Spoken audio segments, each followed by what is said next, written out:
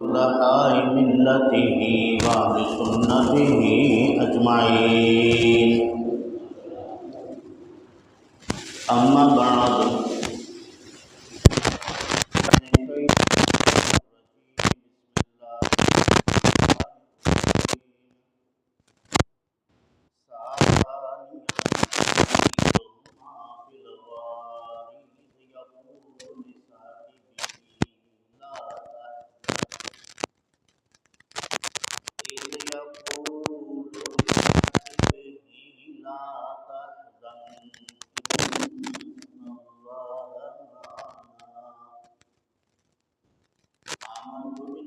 صدق الله مولانا العظيم وصدق رسوله النبي الكريم الأمين. وقال الله تعالى في مكاننا آخر: إن الله وملائكته يصلون على النبي يا أيها الذين آمنوا صلوا عليه وسلموا تسليما. اللهم صل على سيدنا ومولانا محمد وعلى آل سيدنا وأصحاب سيدنا ومولانا محمد وبارك وسلم عليه صلاة وسلاما عليك يا سيدي يا رسول الله وعلى آلك وأصحابك يا سيدي يا خير خلق الله.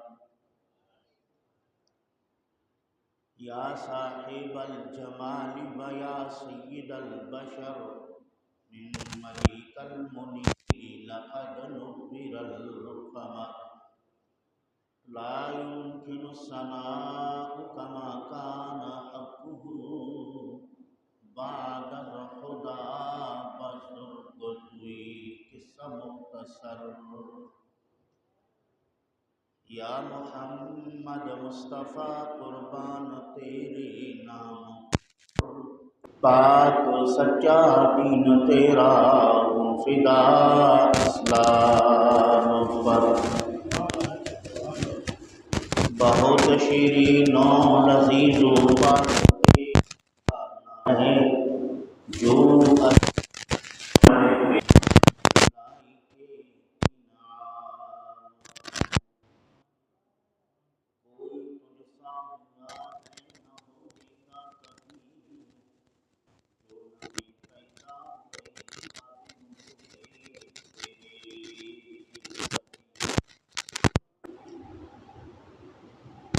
حمد و ثنا کے بعد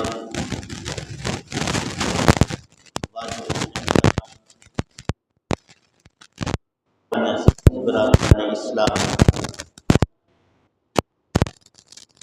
اللہ وحدہ لا شریک کے پاک کلام قرآن مجید حمید میں سے چند الفاظ تلاوت کرنے کی سعادت حاصل کی ہے. اللہ رب العزت کی رب العال مختصر وقت میں قرآن و سنت کی روشنی میں حق و سچ عقیدے کو نصیب فرمائے. بیان کی بات طرفین کو عمل کرنے کی توفیق نصیب فرمائے. تمام محامد و اللہ وحدہ لا شریک کے لیے ہیں جو پوری کائنات کے خالق ہیں. اپنی ذات میں، اپنی صفات میں، اپنے افعال میں، اپنی قدرت میں اکیلا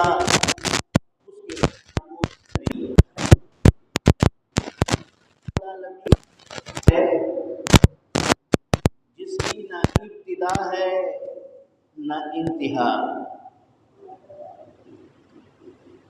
وہ ہمیشہ سے ہے، ہمیشہ رہے گا. اللہ رب العالمین کی رحمت، اللہ رب العالمین کی ہر جگہ موجود ہے۔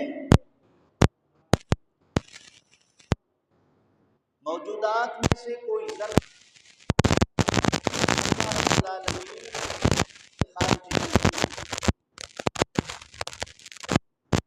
جو چاہتا ہے وہ کرتا ہے، کوئی اس کو روک نہیں۔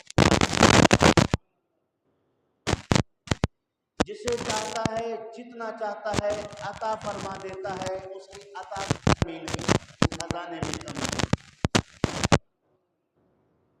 جسے چاہے عزت عطا فرما دے، اسے عزت واپس کر لے۔ جسے چاہے دنیا میں طویل زندگی عطا فرما دے، جسے چاہے چند لمحات کے بعد موت عطا فرما دے۔ جسے چاہے اللہ رب العالمین خوشیوں اور راحتوں میں رکھے، جسے چاہے اللہ رب العالمین دکھ اور غم میں رکھے۔ اور اللہ رب العالمین کا ہر کام، ہر فعل حکمت سے خالی نہیں ہے۔ اللہ رب العالمین نے جس جس چیز کو پیدا فرمایا بیکار اور عبث پیدا نہیں فرمایا۔ رب کائنات نے اپنے برگزیدہ بندوں کو دنیا میں عزت، رفعت، شان، شوکت اور مرتبہ عطا فرما کر مبعوث فرمایا۔ ان میں سے بعض کے درجات کو بعض پر بلند فرمایا، ان میں سے بعض سے اللہ رب العالمین نے کلام فرمایا۔ اللہ تعالی جل شانہ اپنے بندوں پر رحم فرماتے ہوئے انہیں عقل سلیم عطا فرمایا، اپنے نیکوں کے ذریعے انہیں ہدایت عطا فرمایا۔ ان برگزیدہ نبیوں میں سب سے پہلے نبی حضرت آدم علیہ السلام ہیں، اور سب سے آخری نبی حضرت محمد مصطفیٰ صلی اللہ علیہ وسلم ہیں۔ اللہ تعالیٰ جل شانہ نے کسی نبی کو مقام خلعت عطا فرمایا، کسی نبی کو رب ذوالجلال نے شرف ہم کلامی سے مشرف فرمایا۔ اپنے پیارے حبیب محمد کریم صلی اللہ علیہ وآلہ وسلم کو تمام انبیاء میں فضیلت عطا فرما کر اعلیٰ اور افضل بنایا، اور لامقام پہ بلا کر اپنی دیدار سے مشرف فرمایا۔ اللہ رب العالمین نے حضرت محمد مصطفیٰ صلی اللہ علیہ وآلہ وسلم کے صدقے حضور کی امت کو امتوں میں بہترین امت قرار فرمایا۔ کنتم خیر امت اخرجت للناس تأمرون بالمعروف وتنہون عن المنکر۔ تم بہترین امت ہو۔ اللہ نے ہمیں بہترین امت کہا۔ پھر رسول کریم صلی اللہ علیہ وآلہ وسلم کے امت میں لوگوں کے مرتبے اور درجے ہیں۔ پہلے درجے اور پہلے مرتبے پر نبی اکرم صلی اللہ علیہ وآلہ وسلم کے صحابہ کرام رضوان اللہ علیہم اجمعین ہیں، جنہوں نے رسول کریم صلی اللہ علیہ وسلم کی زیارت کی،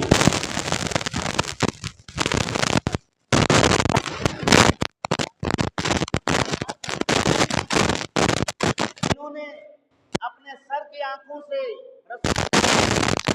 رسول جہاں آرا کی زیارت کی، جنہوں نے مصطفیٰ کریم صلی اللہ علیہ وسلم کے پیچھے کھڑے ہو کر صف میں قیام کر کے، رکوع کر کے، سجدہ کر کے حضور کی ابتدا میں نمازیں پڑھی، جنہوں نے نبی اکرم صلی اللہ علیہ وسلم کے ترغیب دلانے پر اللہ کی راہ میں مال خرچ کیا، جنہوں نے نبی کریم صلی اللہ علیہ وآلہ وسلم کے حکم پر میدان کارزار میں اتر کے دشمنان خدا کے ساتھ نبرد آزمائی کی، بعض ان میں غازی بنے، بعض مرتبہ شہادت سے فائز ہوئی، جنہوں نے رسول کریم صلی اللہ علیہ وآلہ وسلم کے حکم پر اپنے اہل و عیال کو، اپنے گھر بار کو اپنی تجارت کاروبار کو چھوڑ کر دین اسلام کی تبلیغ اور اشاعت کے لیے دور و دراز علاقوں میں مصطفیٰ کریم کے ترجمان بن کے تشریف لے گئے، اور آخر دم تک لوگوں کو رسول کریم صلی اللہ علیہ وسلم کی دین سمجھاتے سمجھاتے اپنے آغوش لحد میں اور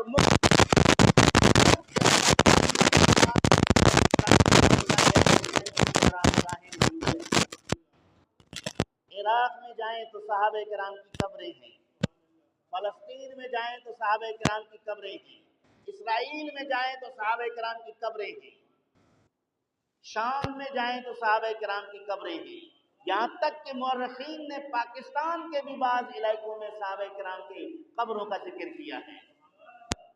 یہ کوئی تجارت کے لیے اپنے اپنے علاقے سے نہیں چلے، مال جمع کرنے کے لیے نہیں چلے، مزدوری کرنے کے لیے نہیں چلے، تجارت کرنے کے لیے نہیں چلے، رشتہ داروں سے ملنے کے لیے نہیں چلے، اگر اپنے گھروں سے چلے تو مصطفیٰ کریم صلی اللہ علیہ وسلم کے دین کو ساتھ لے کر چلے، اس کی ترویج اور اشاعت کرتے رہے۔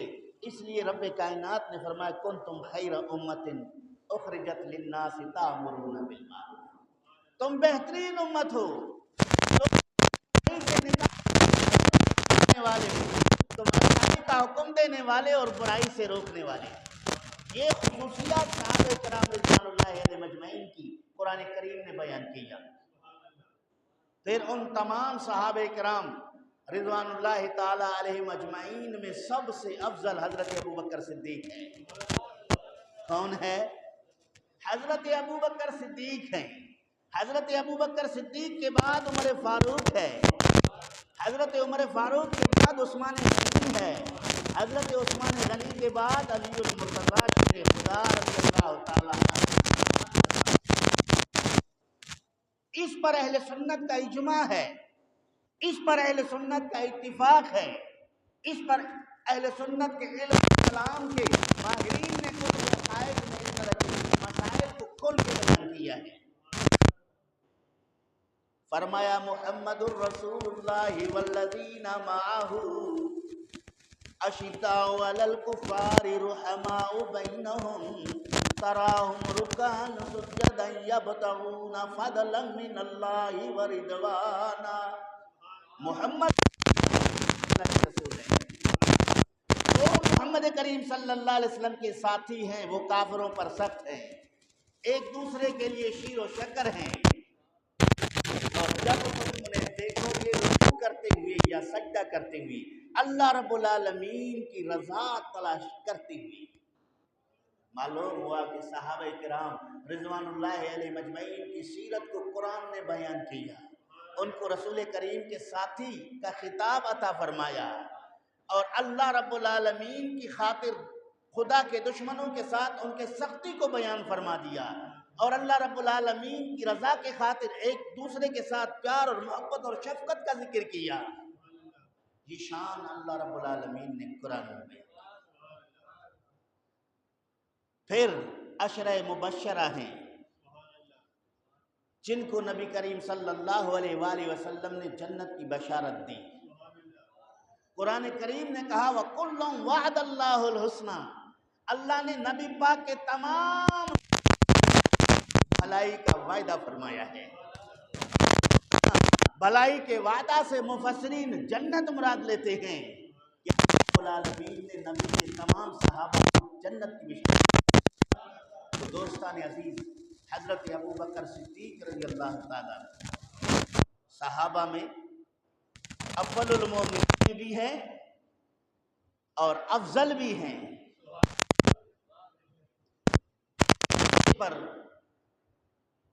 صحابہ کرام کا بھی، اہل بیت اطہار کے بھی، مفسرین کے بھی، تابعین کے بھی، تبع تابعین کے بھی، اولیاء کاملین اور صالحین کے بھی روایتیں ملتی ہیں۔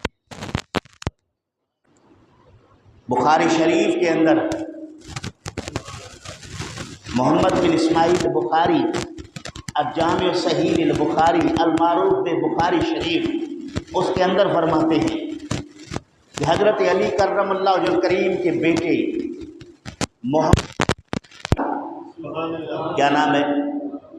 محمد بن حنفیہ. بڑی شان رکھتے ہیں، بڑا علم رکھتے ہیں، زہد اور تقوی کے مالک، ولایت کے اعلیٰ مقام پر فائز، تابعین میں جلیل القدر شخصیت، حسنین کریمین کے بعد اس کے فضیلت پر علماء نے کلام کیا ہے. یعنی حسنین کریمین کے بعد حضرت علی کی اولاد میں اگر کوئی افضل ہے تو وہ محمد بن حنفیہ ہے. وہ فرماتے ہیں کہ امام بخاری نقل کرتے ہیں کہ حضرت محمد بن حنفیہ نے رسول اکرم صلی اللہ علیہ وآلہ وسلم کے بعد افضل ہونے کا مسئلہ اپنے والد ماجد علی المرتضیٰ سے پوچھا. عرض کیا ابا جان، نبی پاک صلی اللہ علیہ وآلہ وسلم کے بعد حضور کی امت میں افضل کون ہے؟ آپ نے فرمایا ابو بکر. کون ہے؟ ابو بکر. حضرت محمد بن حنفیہ کہتے ہیں میں نے دوسرا سوال کیا کہ ابو بکر صدیق کے بعد افضل کون ہے؟ حضرت شیر خدا علی المرتضیٰ رضی اللہ تعالی عنہ نے فرمایا کہ عمر. حضرت محمد بن حنفیہ کہتے ہیں کہ میں نے سوال کو بدل لیا، میں نے یہ نہیں پوچھا کہ عمر کے بعد افضل کون ہے، اب میں نے سوال بدل کے اپنے ابا جان سے پوچھا کہ اس کے بعد پھر آپ ہیں؟ فرمایا نہیں، میں اللہ رب العالمین کے بندوں میں سے برگزیدہ بندوں میں سے ایک بندہ ہوں، اور عمر کے بعد عثمان ہے. عمر کے بعد حضرت علی شیر خدا ہمارے پیر ہیں. علی ہمارے، اونچی آواز میں کہہ دو، علی ہمارے. علی کی محبت ایمان کی نشانی. جو حضرت علی سے محبت نہ کرے وہ مومن نہیں ہے. ممبر پہ بیٹھ کے کہہ رہا ہوں. جو حضرت علی سے بغض رکھے وہ پکا منافق، اس کے نفاق میں کوئی شک نہیں ہے. یہ اہل سنت کا عقیدہ ہے. اب حضرت علی شیر خدا رضی اللہ تعالیٰ عنہ کو ماننے والا علی کا فیصلہ نہ مانے، وہ علی کے ساتھ محبت کرنے میں سچا کہ جھوٹا؟ بولیں. سچا محب ہوتا تو حضرت علی کے فتویٰ کو مانتا، سچا ہوتا تو حضرت علی کے عقیدہ کو مانتا، سچا ہوتا تو حضرت علی کے نظریہ کو مانتا. وہ حضرت علی کرم اللہ وجہہ الکریم سے اس عقیدے میں اختلاف کر کے محب علی کیسے بن سکتا ہے؟ پتہ چلا کہ اہل سنت ہی محب علی ہیں، اہل سنت ہی محب علی ہیں. اور حضور اکرم صلی اللہ علیہ وآلہ وسلم کے جو صحابہ ہیں ان کے بارے میں کسی نے کیا خوب کہا، محمد ماہ گردش چار اختر، ابو بکر عمر عثمان حیدر. محمد صلی اللہ علیہ وسلم چاند ہیں اور محمد کے ارد گرد چار ستارے ہیں. محمد ماہ گردش چار اختر، وہ کون ہے؟ فرمایا ابو بکر عمر عثمان حیدر. نبی پاک چاند ہیں، اس چاند کے ارد گرد چمکنے والے چار ستارے ہیں. ان میں پہلا ستارہ ابو بکر، دوسرا ستارہ عمر، تیسرا ستارہ عثمان، چوتھا ستارہ علی. حضرت شاہ عبداللطیف بٹائی رحمۃ اللہ علیہ ولی اللہ ہیں، سید السادات ہیں، سید ہیں، آل رسول ہیں. فرماتے ہیں جوڑے جوڑ جہان جی پان کئیں پروار، ہادی حامی ہاشمی سردار سردار، سوہیں صحابن ست میں.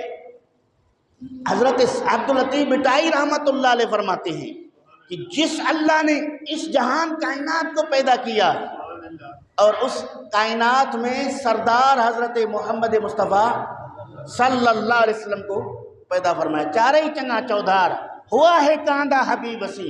وہ چار جو ارد گرد تھے حضرت حبیب صلی اللہ علیہ وسلم کے، یہاں بھی آپ کا اشارہ اسی چار افراد کی طرف ہے۔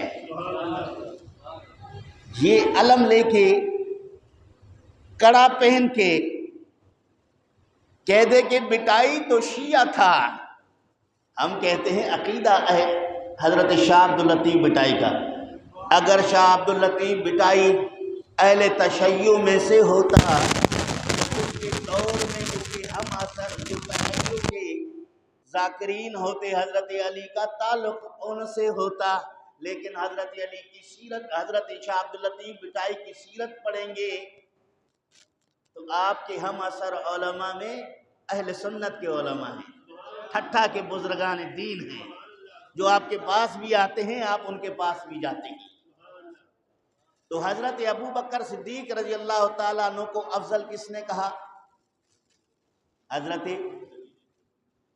علی شیر خدا رضی اللہ تعالیٰ عنہ۔ ایک خاندان چلتا ہے اہل بیت میں، جعفری، کیا نام ہے؟ اہل بیت ہیں، رسول کی اولاد ہے، لیکن امام جعفر صادق کی اولاد ہونے کی وجہ سے جعفری کہلاتے ہیں۔ کیا کہلاتے ہیں؟ جعفری۔ وہ جعفری سیدوں کا شجرہ پڑھیں، جعفری سید جو ہیں ان کا دادا علی ہے، نانا صدیق۔ دادا علی ہے، نانا صدیق۔ جعفری سید سادات کا شجرہ پڑھیں اور ان کا شجرہ نسب کو آپ دیکھیں، امام جعفر صادق یہ نواسہ ہیں حضرت ابو بکر صدیق کے۔ حضرت امام جعفر صادق کی والدہ حضرت محمد کی بیٹی ہے، نہیں، حضرت قاسم کی بیٹی ہے۔ حضرت قاسم حضرت محمد کے بیٹے ہیں، حضرت محمد ابو بکر صدیق کے بیٹے ہیں۔ بات سمجھ میں آئی کہ حضرت امام جعفر صادق کی والدہ حضرت قاسم کی بیٹی ہیں، حضرت قاسم جو ہیں محمد کے بیٹے ہیں، محمد جو ہیں ابو بکر کے بیٹے ہیں۔ تو ماں کی طرف سے سلسلہ نسب کہاں ملتا ہے؟ ابو بکر۔ تو ماں کی طرف سے جو رشتے بنتے ہیں وہ ننیال کہلاتے ہیں۔ نانا کون بنا؟ ابو بکر صدیق۔ دادا کون بنا؟ حضرت علی شیر خدا۔ اگر عداوتیں، نفرتیں، تعصب، جھگڑے ہوتے، معاذ اللہ یہ جو تکفیر کی بات کرتے ہیں، کفریہ نظریات ہوتے، تو کیا سید السادات ابو بکر صدیق کے خاندان سے رشتہ اپنے اولاد کے لیے لیتے، ان کو شرف سہریت میں شامل کرتے؟ ہرگز نہ کرتے۔ اس سے پتہ چلا کہ سسرالی رشتے میں اہل بیت اطہار نے ابو بکر صدیق کے ساتھ نسبت اور تعلق کو قائم رکھ کے محبت کو ظاہر کر دیا، محبت کو قائم کر دیا۔ تو صحابہ بھی کہتے ہیں کہ حضرت علی شیر خدا بھی کہتے ہیں کہ افضل حضرت ابو بکر صدیق رضی اللہ تعالیٰ عنہ۔ اس کو مقام کس نے دیا؟ اللہ نے۔ کس نے دیا؟ فرمایا ثانی اثنین اذ ہما فی الغار اذ یقول لصاحبہ لا تحزن ان اللہ معنا۔ دو میں سے دوسرا کہہ رہا تھا اپنے ساتھی سے غار میں، غم نہ کر، اللہ ہمارے ساتھ ہے۔ دو میں سے دوسرا اپنے ساتھی کو غار کے اندر تسلی دے رہا تھا، کہہ رہا تھا غم نہ کر، اس لیے کہ اللہ ہمارے ساتھ ہے۔ اب یہاں ثانی سے مراد حضرت ابو بکر صدیق کو مفسرین لیتے ہیں، اور صاحب ہی سے حضرت ابو بکر صدیق کی صحابی ہونے کو، حضرت ابو بکر صدیق کی صحبت کو قرآن کریم کی نص آیت سے ثابت کرتے ہیں۔ فرمایا من انکر صحبت ابی بکر فقد کفر لانکارہ کلام اللہ. یہ کلمات ہیں قاضی ثناء اللہ صاحب پانی پتی کے تفسیر مظہری کے اندر.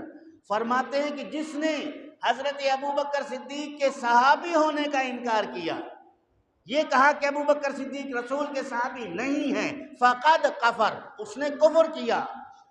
کیوں؟ لانکارہ کلام اللہ، اس کے اس جملے سے اللہ کے کلام کا انکار لازم آتا ہے. قرآن فرما رہا ہے صاحب ہی کی جو ضمیر ہے یہ مصطفیٰ کریم کی طرف لوٹ رہا ہے. قرآن اس کو نبی کا صاحب کہے، ساتھی کہے، رفیق کہے، اور سر پھیرا کہہ دے کہ صحابی نہیں تھا، مرتد تھا، منافق تھا، معاذ اللہ یہ تھا وہ تھا، تو اس نے اپنے لیے جہنم خرید لیا. ثانی اثنین اذ ہما فی الغار اذ یقول لصاحبہ لا تحزن ان اللہ معنا فانزل اللہ سکینتہ علیہ. غار کے اندر کتنے تھے؟ 2.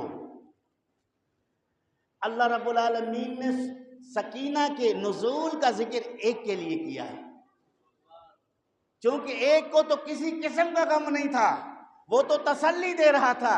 ایک ذرا پریشان اور غمگین تھا، اور اللہ نے اس کے دل میں تسکین اتار کے اس کے اس غم کو، پریشانی کو دور کر دیا. جو دشمن ہوتا ہے نا، دشمن نہ ماننے والا، گستاخ، وہ ہر چیز کو پھیر کے گستاخی کی طرف معمول کرتا ہے. وہ یہ کہتا ہے کہ دیکھو ابو بکر صدیق کو نبی پاک نے اپنے ساتھ لے کر غار میں تو رکھا، لیکن ابو بکر صدیق معاذ اللہ ڈرپوک تھے، ڈرتے رہتے تھے. حضور ان کو تسلی دے رہا تھا، ڈرو نہیں، غم نہ کرو، لیکن پھر بھی وہ غمگین تھے، ڈر رہے تھے. یہ ذاکرین کہا، یہ شیعوں نے اپنی تفاسیر میں ابو بکر صدیق کی شخصیت پہ انکار کرنے کے لحاظ سے، عیب جوئی کرنے کے غرض سے اس طرح کی تفسیری اور تفصیلی جملے لکھے تاکہ کسی طرح سے یہاں ابو بکر صدیق کی فضیلت ثابت نہ ہو بلکہ آپ کی جو کمزوری، بزدلی ثابت ہو. تو عزیزان گرامی، تمام مفسرین اس بات پر متفق ہیں کہ حضرت ابو بکر صدیق رضی اللہ تعالیٰ کے دل میں غم اپنی ذات کے لیے نہ تھا، اسے غم رسول کریم کے متعلق تھا کہ میں اکیلا ہوں، غار کے منہ پر آنے والے کافروں کا ایک لشکر ہے، مبادا انہوں نے دیکھ لیا تو میں اکیلا ہو کے رسول کی حفاظت نہیں کر سکوں گا، ممکن ہے کہ میں حفاظت نہ کر پاؤں. یہ اللہ کے محبوب کو تکلیف نہ پہنچائیں، اذیت نہ پہنچائیں. اس عشق اور محبت کی وجہ سے آپ غمگین ہوئے تھے، اپنی ذات کے لیے غمگین نہیں ہوئے، اپنی ذات کے لیے غمگین نہیں ہوئے. ان کو فکر اپنے ساتھی کا تھا کہ مبادا میری وجہ سے، میرے تحفظ نہ کرنے کی وجہ سے شاید نقصان نہ پہنچ جائے میرے آقا کریم کو، تو اس وجہ سے وہ غمگین ہو گئے. تو رسول کریم نے یہ نہیں فرمایا ابو بکر ڈرو نہیں، اللہ تیرے ساتھ ہے. فرمایا میرے لیے، اپنے لیے غم نہ کرو، اللہ ہم دونوں کے ساتھ ہے.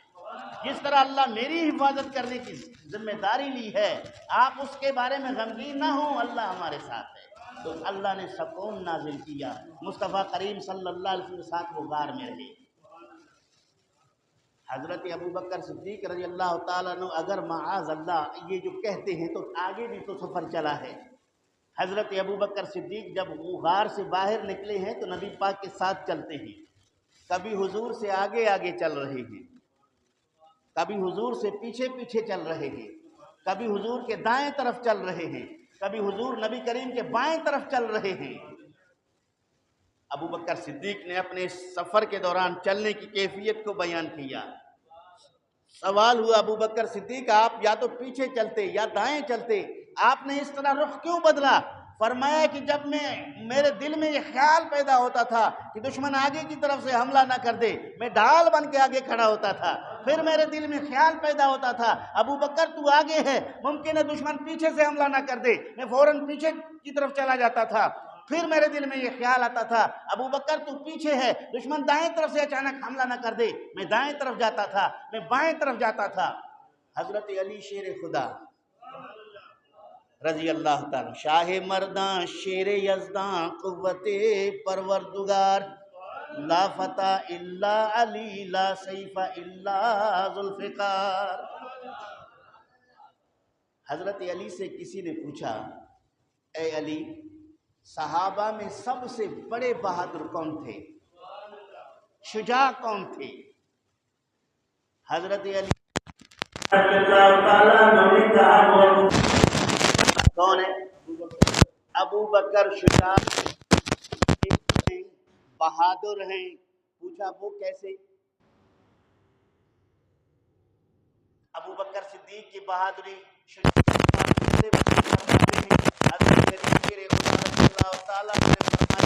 بدر کے میدان میں 313 افراد کا لشکر لے کر مصطفیٰ کریم صلی اللہ علیہ وسلم کے 1000 کافروں کی دستہ کے ساتھ نبردار ہونے کے لیے میدان کار زار میں اترے۔ رسول کریم صلی اللہ علیہ وآلہ وسلم کے لیے ایک چبوترا بنا دیا گیا، عریش بنا دیا گیا، اس عریش کے لیے مصطفیٰ کریم کے لیے چٹائی بچھا دی گئی۔ نبی کریم صلی اللہ علیہ وسلم یہاں تشریف فرما ہو،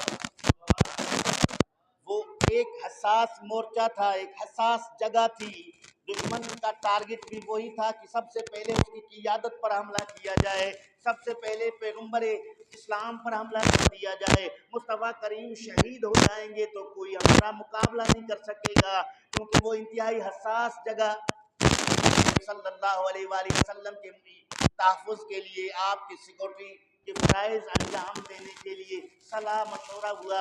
صحابہ کرام رضوان اللہ علیہم اجمعین میں کون ہے جو اس جگہ پر آ کر رسول کریم صلی اللہ علیہ وسلم کی حفاظت کے لیے کھڑا ہو جائے؟ حضرت ابو بکر صدیق نے میان سے تلوار نکال کے کھڑے ہو گئے، فرمایا تم میدان میں جا کے کافروں کا مقابلہ کرو، اپنے آقا کے قریب ابو بکر صدیق کو رہنے دو۔ اگر یہ تمام کے تمام اس طرف کریں گے، ابو بکر صدیق کے جسم میں جب تک جان ہوگی کسی ایک کو ایک قدم آگے بڑھنے کی اجازت نہیں دوں گا، چاہے اس کے لیے کتنی مشکلات کا سامنا کرنا پڑے۔ میں اپنے آقا حضرت محمد مصطفیٰ کی حفاظت کے لیے یہاں کھڑا ہوں۔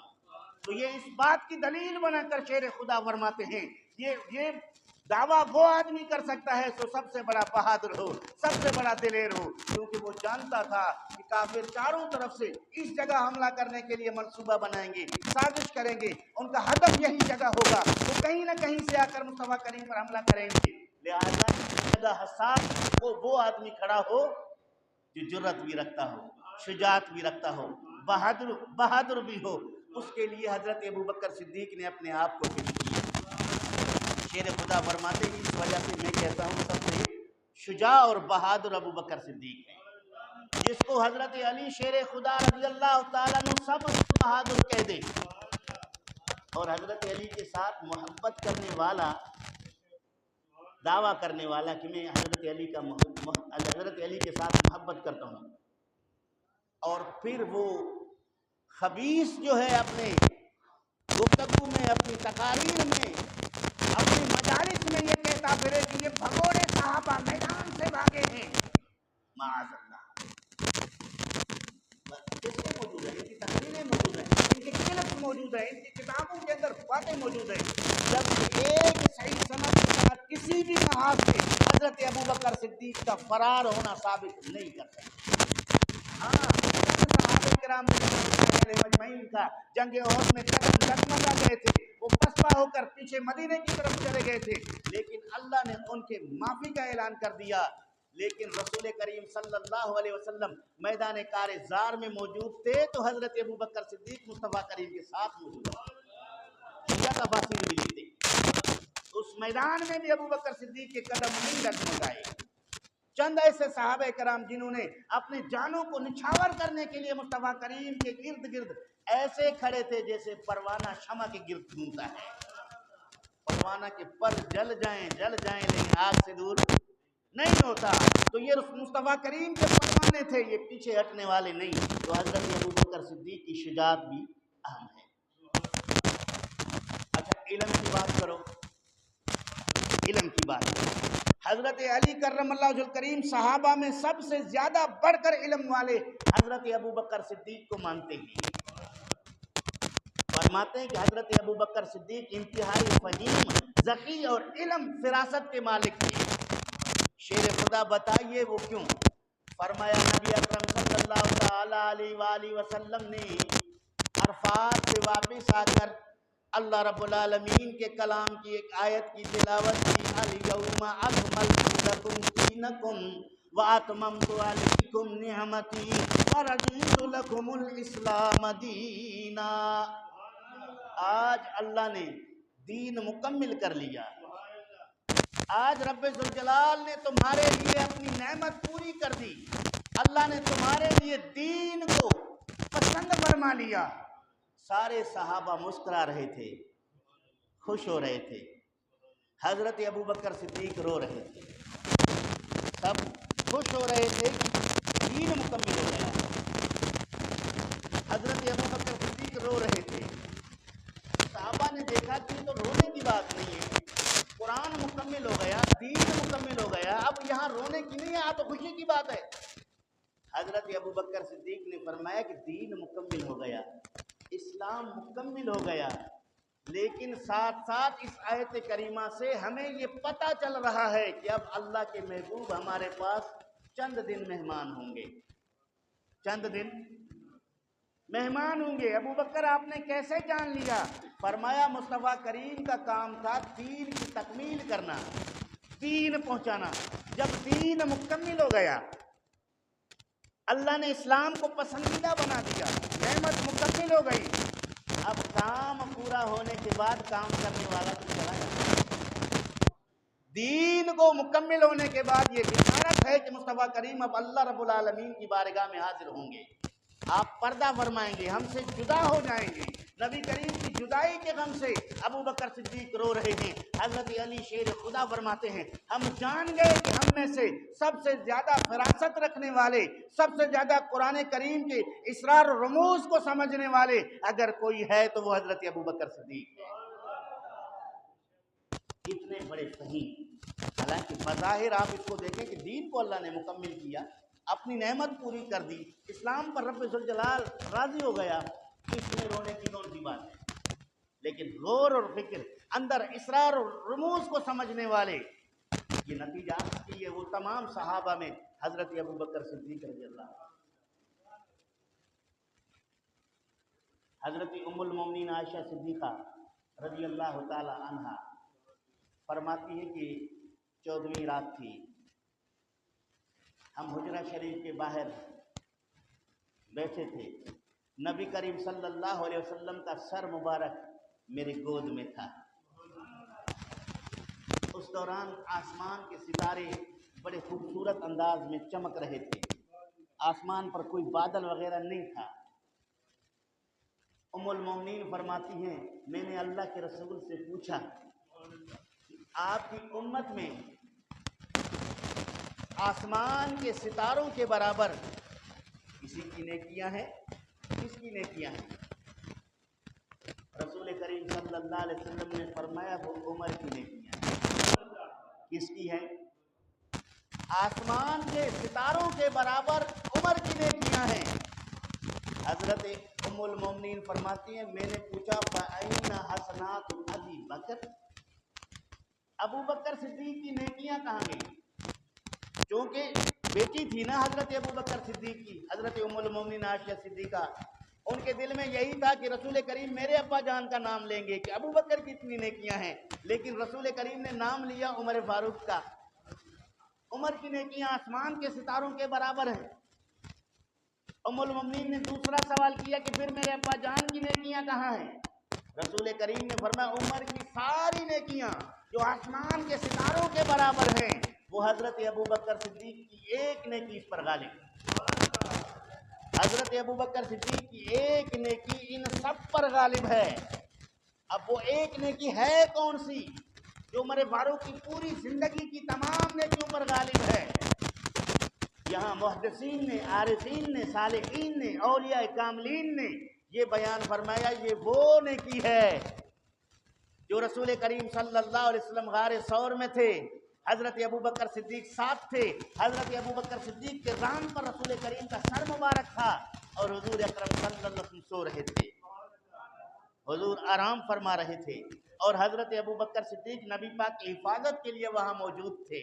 غار کو آپ نے صاف بھی کیا، خدمات انجام دیے۔ اس رات رسول کے ساتھ رہنے کی نیکی جو ہے وہ دنیا بھر کے تمام امت کی نیکیاں اس کا مقابلہ نہیں کر سکتی ہیں۔ عمر فاروق کی اتنی زیادہ نیکیاں ہیں، لیکن اس کے باوجود ابو بکر صدیق کی ایک نیکی اس سے غالب ہے۔ یہ مسئلہ یوں سمجھیے کہ نبی کریم صلی اللہ علیہ وسلم نے فرمایا کہ میرے صحابی ایک جو مٹھی بھر جو اللہ کے راہ میں خرچ کریں اور اس کے مقابلے میں غیر صحابی احد پہاڑ جتنا سونا صدقہ کر دے، وہ میرے صحابہ کی اس مٹھی کے ثواب کو بھی نہیں پہنچ پائے گا۔ یعنی صحابی کی اس مٹھی میں جو اجر اللہ رب العالمین اسے عطا فرمائے گا، اس کے مقابلے میں غیر صحابی احد جتنا سونا خیرات کر دے تب بھی اس ثواب کو نہیں پہنچ پائے گا۔ پتہ چلا کہ یہاں ثواب خلوص اور اخلاص سے تعلق رکھتا ہے، تقوی سے تعلق رکھتا ہے۔ جتنے مخلص امت میں حضور کے صحابہ تھے، اس کے برابر یہ اخلاص کسی کے پاس نہیں، چاہے وہ کتنے بڑے درجے پر فائز ہو، لیکن غیر صحابی ہونے کی وجہ سے اس کو وہ اخلاص حاصل نہیں جو صحبت مصطفیٰ، زیارت مصطفیٰ، معیت مصطفیٰ کی برکت سے ایک صحابی کو حاصل ہوا ہے۔ اہل سنت کا متفقہ عقیدہ آپ کو بتا دیا کہ اللہ رب العالمین اپنی ذات میں واحد لا شریک ہے، اپنی صفات میں واحد لا شریک ہے، اپنی افعال میں واحد لا شریک ہے۔ تمہید میں گفتگو کی ہے میں نے اس پر تفصیلی۔ اور اللہ رب العالمین اپنی قدرت میں واحد لا شریک ہے۔ اللہ کی رحمت اور قدرت کائنات کے ہر جگہ موجود ہے۔ پھر رب ذوالجلال کے بندوں میں انبیاء کرام علیہ السلام کے مرتبے مخلوق میں سب سے بلند تر ہیں، ان میں بعض کلیم ہیں، ان میں بعض جو ہیں اللہ رب العالمین کے حبیب ہیں، بعض خلیل ہیں، لیکن ان تمام میں حضرت محمد مصطفیٰ صلی اللہ علیہ وسلم افضل ہیں۔ میں نے خلاصتاً آپ کو یہ بتا رہا ہوں پوری تقریر کا کہ انبیاء میں سب سے پہلے حضرت آدم علیہ السلام ہیں اور سب سے آخری حضرت محمد مصطفیٰ صلی اللہ علیہ وسلم ہیں۔ پھر حضور کے 1.25 لاکھ صحابہ ہیں، 1.25 لاکھ صحابہ میں عشرہ مبشرہ، ان عشرہ مبشرہ میں ان چار میں حضرت ابو بکر صدیق سب سے افضل ہے۔ اس پر میں نے گفتگو کرتے کرتے یہاں تک پہنچا جس پر قرآن کریم کی آیت پڑھا دی۔ یہ اہل سنت کا عقیدہ ہے، اس میں کسی قسم کا اختلاف نہیں، یہ اجماع ہے اہل سنت کا کہ صحابہ کرام رضوان اللہ علیہ مجمعین میں افضل ابو بکر صدیق ہیں۔ 22، 23، 24 کو انشاءاللہ العزیز کنڈیاروں میں حضرت پیر سونا سائیں رحمۃ اللہ علیہ کا عرس شریف ہے۔ ارادہ کیا تھا کہ حضرت سونا سائیں کی سیرت پر گفتگو کروں، لیکن انشاءاللہ اگلے جمعے پر چند آپ کے متعلق گفتگو کروں گا۔ تو ہماری جامع مسجد نورانی سے گاڑی کا اہتمام اور انتظام کیا گیا ہے۔ آپ تمام احباب جو جانا چاہتے ہیں ہم سے رابطہ کریں، حافظ صاحب سے رابطہ کریں، اپنا نام لکھوائیں تاکہ بندوں کی تعداد کے مطابق گاڑی کا انتظام کیا جا سکے۔ دوسرا، ہمارے علاقے میں محترم مرحوم امام علی جو کل وہ فوت ہوئے ہیں، ان کا کل نماز جنازہ بٹ آباد کی طرف ہوئی ہے۔ آپ تمام احباب سے، ان کے دوست احباب نے یہ درخواست کی ہے، رشتہ داروں نے درخواست کی ہے، ان کے لیے مغفرت کی دعا کریں۔ اللہ تعالیٰ جل شانہ مرحوم کے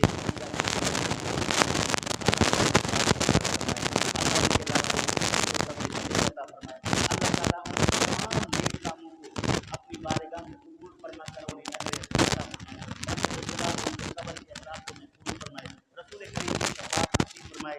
یہ دعائیہ کلمات ہم نے ان کے لیے دی ہیں۔ اللہ تعالیٰ جل شانہ نے آمین کہا ہے۔